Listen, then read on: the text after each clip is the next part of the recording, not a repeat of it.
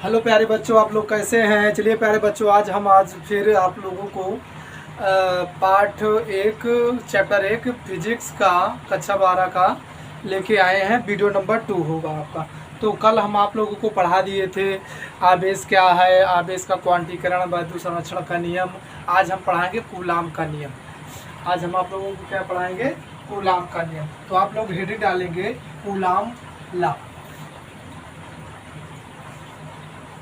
Coulomb का नियम, coulomb का नियम, कूलाम्स लॉ।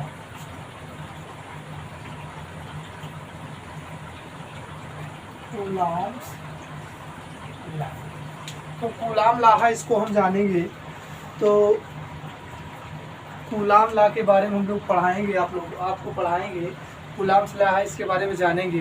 तो कूलाम लॉ जो होता है, दो बिंदु आवेश होता है। क्या होता है? दो बिंदु आवेश होता है। एक बिंदु यहाँ होता है, एक बिंदु यहाँ। इसके बीच की दूरी क्या होती है? r होती है। इस पर Q1 आवेश, इस पर Q2 आवेश। देखिए, मैं कल आपको यही पढ़ाया था कि जब रेशम की खाल को हम रेशम की छड़ को कांच की छड़ से रेशम की छड़ को रगड़ते थे तो प्रतिकर्षण होता था। लेकिन जब मैंने रेशम की छड़ को कांच की छड़ से रगड़ा और आबनूस की छड़ को बिल्ली की खाल से रगड़ा, तो दोनों अल्टरनेट निकलकर प्रतिकर्षण हुए थे, आकर्षण हुए थे। अगर आपका प्लस और माइनस होता है तो इसमें देता है प्रतिकर्षण। अगर माइनस और प्लस और माइनस प्लस निकल के आता है तो इसको बोलते हैं आकर्षण। आकर्षण की कंडीशन, चाहे जैसी कंडीशन हो, चाहे आकर्षण की कंडीशन हो या प्रतिकर्षण की कंडीशन हो। तो अब इसके बारे में आप लोग लिखेंगे कूलाम लॉ के में कि इस नियम के अनुसार, चलिए लिखना स्टार्ट करिए। इस नियम के अनुसार, इस नियम के अनुसार डैश कर दीजिए। इस नियम के अनुसार दो स्थिर बिंदु आवेशों के बीच, दो स्थिर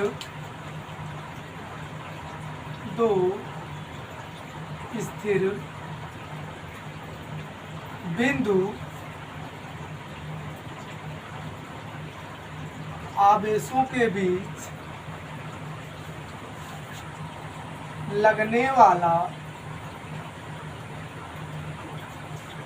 दो स्थिर बिंदु आवेशों में, देखिए दो आपका स्थिर बिंदु है Q1 Q2, दो स्थिर बिंदु आवेशों के बीच लगने वाला आकर्षण या प्रतिकर्षण बल आवेशों के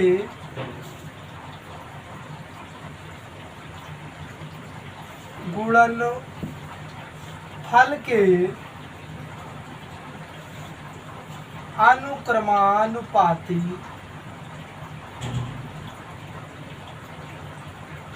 और उनके बीच की दूरी के वर्ग के व्युत्क्रमानुपाती होती है। देखिए, जो कूलाम का नियम है, दोनों आवेशों के गुणनफल के अनुक्रमानुपाती और इसके बीच की दूरी के r के व्युत्क्रमानुपाती होता है। दो स्थिर बिंदु आवेशों के बीच लगने वाला वैद्युत बल आकर्षण होगा या प्रतिकर्षण होगा आवेशों के गुणनफल के अनुक्रमानुपाती और दोनों उनके बीच की दूरी के व्युत्क्रमानुपाती होता है। और इसमें एक टिप्पणी ये भी आती है कि यह बल दोनों आवेशों को मिलाने वाली रेखा के अनुदिश होता है। यह बल दोनों रेखा के मिलाने के कारण अनुदिश होता है। इसके लिए कोई जरूरत नहीं है। अब हम डायरेक्ट आगे लिखेंगे कि माना दो बिंदु आवेश, माना दो बिंदु आवेश Q1 व Q2 है, Q1 व Q2 है, जो एक दूसरे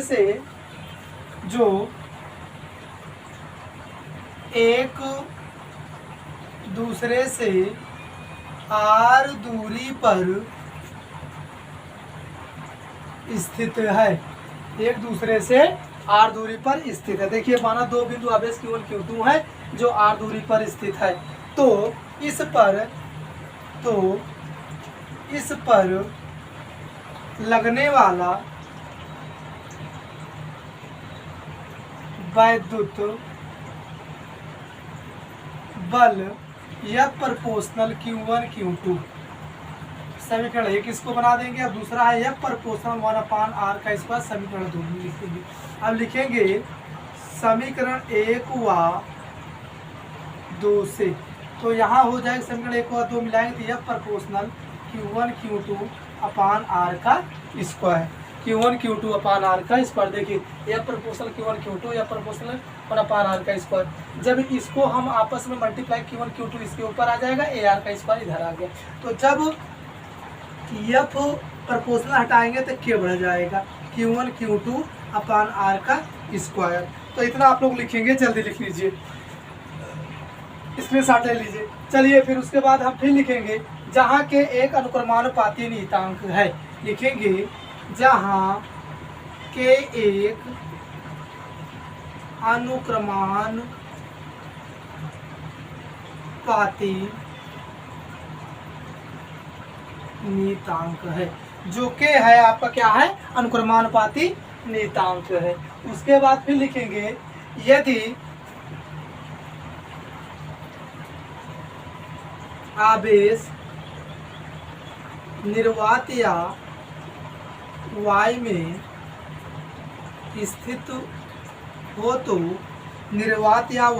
स्थित हो तो प्रयोगों के द्वारा ज्ञात हुआ है कि k बराबर 1/4πε0, के बराबर 1/4πε0। देखा जब मैंने निर्वात या y में स्थित हो तो प्रयोगों के द्वारा पाया गया कि जो k का मान है 1/4πε0 के बराबर हो जाता है। उसके बाद फिर हम यहाँ इधर लिखेंगे कि F इक्वल 1/4πε0 Q1 Q2 अपान r का स्क्वायर। फिर उसको दिया गया कि यदि निर्वात या y में के बराबर होता है 9×10⁹ न्यूटन मीटर स्क्वायर प्रति कूलाम स्क्वायर, तो फिर हो जाएगा F×10⁹ Q1 Q2 अपान r का स्क्वायर हो गया। देखिए निर्वात या y में के बराबर क्या होता है 9×10⁹ न्यूटन मीटर स्क्वायर प्रति कूलाम का स्क्वायर। तो F इक्वल 9×10⁹ Q1 Q2 अपान r का स्क्वायर। फिर इसके नीचे आप लिखना स्टार्ट करेंगे कि यदि निर्वात या y के स्थान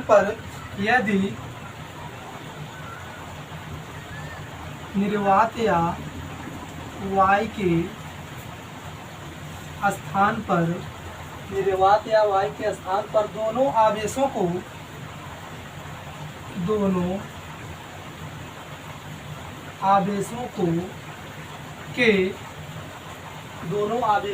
के परावैद्युतांक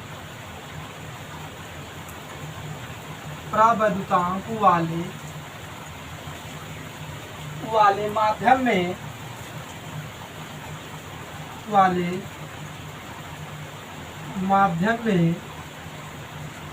परावैद्युतांक माध्यम मतलब होता है कुचालक पदार्थ, मोम हो गया, कागज हो गया, कांच हो गया, ये सब क्या है आपका कुचालक पदार्थ है। कुचालक पदार्थ में स्थित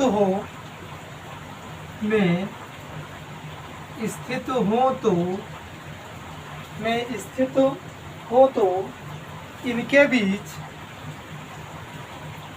इनके बीच लगने वाला इनके बीच लगने वाला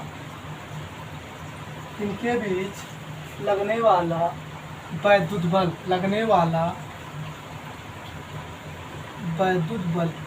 F इक्वल 1/4πε0 के क्या है आपका परावैद्युतांक है किसके माध्यम में कुचालक पदार्थ की। तो Q1 Q2/R का स्क्वायर Fm परावैद्युतांक में क्या लग जाता है Fm हो जाता है। वैद्युत बल Fm इक्वल 1/4πε0 के Q1 Q2/R का स्क्वायर। आप इसको समीकरण बना दीजिए आप लोग 3 क्योंकि भी काम लगेगा। इसको आप बना दीजिए 2, इसको आप बना दीजिए 1, तो 2 और 3 का काम इसमें लगेगा। तो अब इसको हम मिटाएंगे, इसके ऊपर लिखेंगे। तो लिखेंगे जहाँ के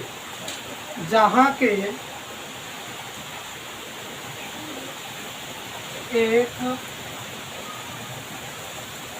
विमाहीन